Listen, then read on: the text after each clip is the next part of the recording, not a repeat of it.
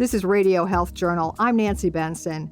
This week, why women are genetically stronger than men. It's not just having an extra pair of chromosomes, like a backup chromosome, like a spare tire in your trunk that you pull out if you have a flat, and they share and cooperate. When Radio Health Journal continues. I'm Reed Pence, the producer and host of Radio Health Journal. If you like listening to Radio Health Journal, you'll also like our sister show, Viewpoints, which covers a wide array of topics from education to history to the environment. Here's a preview of what they're covering this week on Viewpoints. It becomes clear to everybody that what we're looking at was a terminal illness and that Margaret was dying. How do you grieve the loss of a loved one? Then, pre-COVID, current COVID, we live, I think, most of us, with that little voice in our head that is not particularly kind sometimes. Bringing light to everyday anxiety through poetry. I'm Marty Peterson. And I'm Gary Price. These stories in depth this week on your public affairs magazine, Viewpoints. Listen to Radio Health Journal and Viewpoints on your favorite radio station. And subscribe and listen anytime on Apple Podcasts, Google Play, and Spotify. Also, follow us on Instagram and Twitter at Radio Health Journal.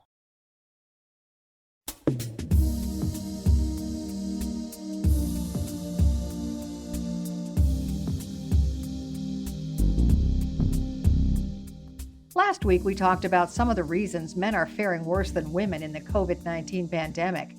The virus uses receptors for male hormones on human cells to enter the cell.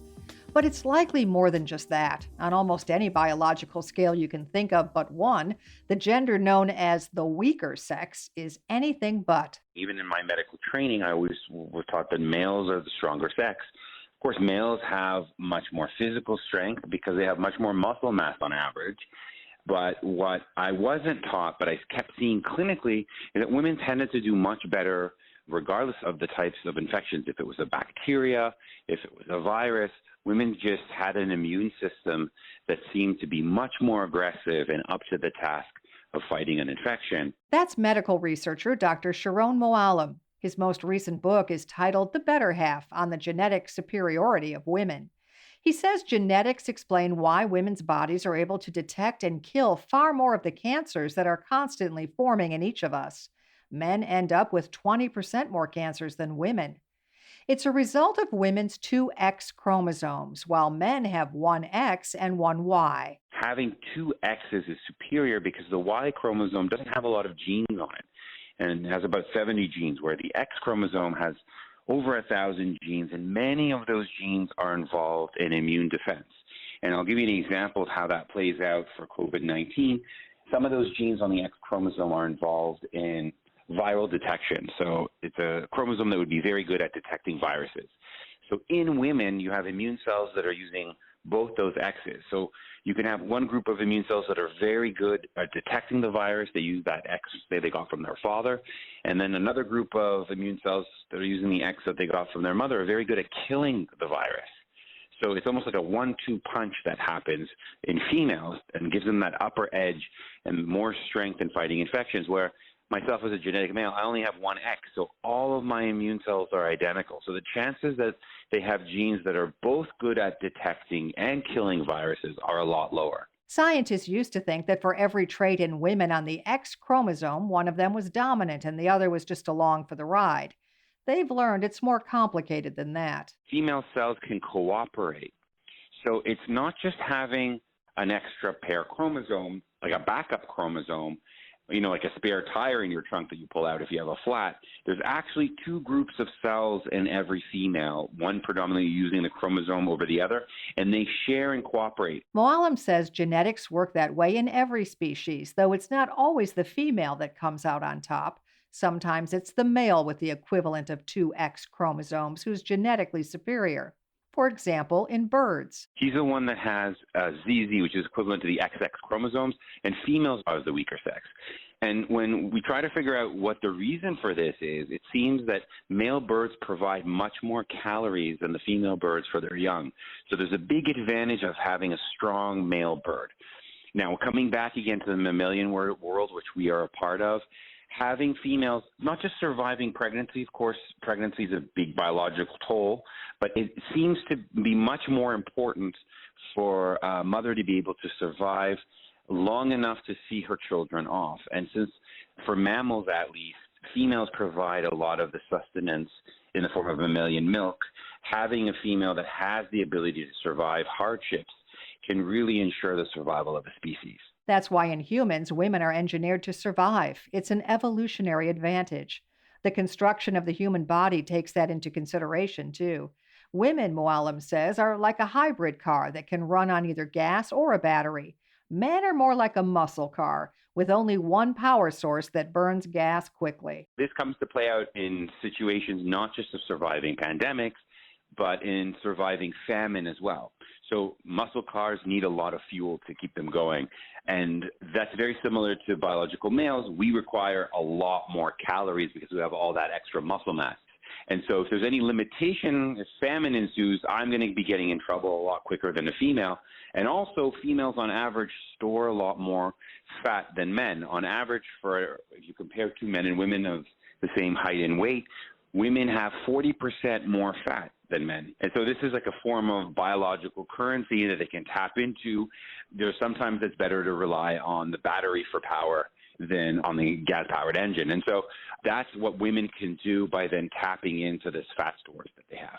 Moalem says there are really only 2 times when the XX chromosome is a disadvantage. One is in the womb. When they are fetuses, it's very difficult for them to be able to deal with this genetic complexity, and often many female fetuses are lost even before a woman knows that she's pregnant. And so by the time you reach birth, that's why we have the same number. Everywhere we look around the world, there's about 105 baby boys born for every 100 girls. And so that's because it's much more difficult to make a baby girl or female than it is a boy. But once they are born, that female advantage kicks in. Everywhere we look around the world, more baby girls make it to their first birthday than baby boys. The other time XX chromosomes are a disadvantage is when they result in autoimmune disorders. Women are overrepresented in everything from lupus, multiple sclerosis, rheumatoid arthritis, autoimmune thyroiditis, and it comes back to the fact of what we were talking about earlier, that immune cells using, say, the X that they inherited from their father, and it'll come across a cell in the body that's using the X from their mother, a conflict can ensue because that immune cell may not recognize the other X. And so in a female's body, those cells may end up attacking themselves. And then another aspect of this, female immune cells are very aggressive compared to male cells. It doesn't take a lot to get them activated and start killing. And sometimes that aggression, and if you want to call it immunological violence, is taken out on the body, and the result of which is an autoimmune disease. Moalem says scientists hope to find ways to tamp down the immune system's aggressiveness in women who have autoimmune disorders and ramp it up in men. But they'll have to include more women in research to do it. Clinical trials now require female participants, but preclinical tests on cells and animals still overwhelmingly use only males. And that makes it hard to account for the differences. You can find out more about Dr. Sharon Moalem and all our guests through our website, radiohealthjournal.org. Our studio producer is Jason Dickey. I'm Nancy Benson.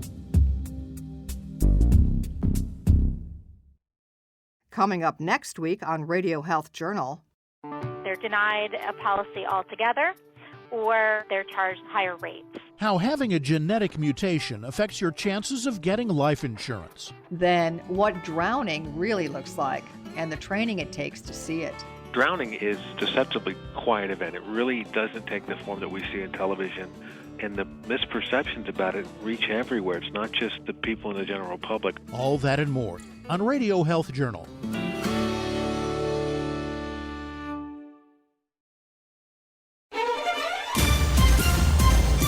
And that's Radio Health Journal for this week. Radio Health Journal is a production of MediaTrax Communications.